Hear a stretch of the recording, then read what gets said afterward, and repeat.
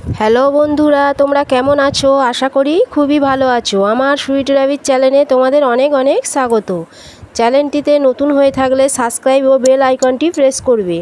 আজকের ভিডিওতে দেখাতে চলেছি তোমাদের খরগোশকে কুকুর বা বিড়াল আক্রমণ করলে তোমরা কি করবে। তোমরা যদি খাঁচায় পালন করো তো অতটা ভয়ের কিছু নেই, কিন্তু যদি ছেড়ে পালন করো তো সাবধানে রাখবে যেন কোনো কিছু তাদের আক্রমণ করতে না পারে। খরগোশের সাধারণত শত্রু হলো কুকুর, বিড়াল, সাপ, ইঁদুর, কিন্তু সবথেকে বড় শত্রু হলো কুকুর, বিড়াল। খরগোশের বাচ্চাকে ইঁদুরে যদি দেখতে পায়, ইঁদুরে তাকে মেরে ফেলে। তাই খরগোশের যখন বাচ্চা হবে তোমরা সেই বাচ্চাকে, যদি ইঁদুরের তোমাদের বাড়িতে যদি খুব ইঁদুরের উপদ্রব থাকে তো খাঁচাতে রাখবে না, তাহলে বাচ্চাগুলোর ক্ষতি করে দেবে, বাচ্চা আর পাবে না, বাচ্চাগুলি সব মারা যাবে।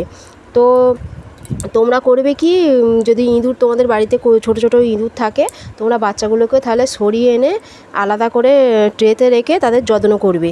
তো আমি আজকের এই ভিডিওতে দেখাতে চলেছি যে খরগোশের উপর যদি কুকুর বিড়াল আক্রমণ করে তো তোমরা কি করবে।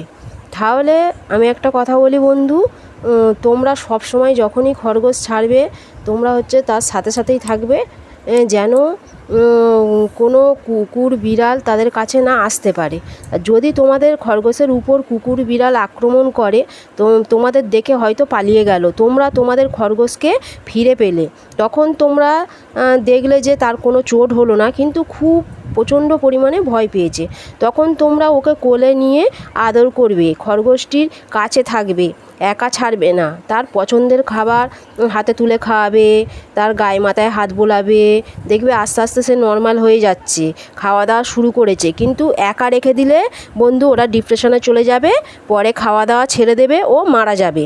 আর যদি কোনো জায়গায় সামান্য চোট লাগে দেখতে পাও তো তোমরা দেখো যে সামান্য চোট লেগেছে, তাহলে ডাক্তারের কাছে না নিয়ে যেতে পারো। তো তোমরা প্রথমে ফুটানো গরম জলে তুলো দিয়ে ভালো করে ওয়াশ করে নেবে, ঠিক আছে। তারপরে সেখানে সর্ষের তেল ও যে খাওয়ার হলুদ আমরা রান্না করে খাই সেই হলুদ মিশিয়ে ক্ষতস্থানে লাগাবে। যেহেতু আমার খরগোশের ভ্যাকসিন দেওয়া থাকে তো ওদের কোনো প্রবলেম হয় না। তোমরা খরগোশ কিনে প্রথমেই ওদের 3 মাস বয়স হলেই ভ্যাকসিন দিয়ে নেবে। যদি খুব গভীর জখম হয়ে থাকে পশু ডাক্তারখানায় নিয়ে যাবে। বিড়াল যদি আঁচড় দেয় তাহলে ডেটল দিয়ে ওদের ক্ষতস্থানে পরিষ্কার করে নেবে।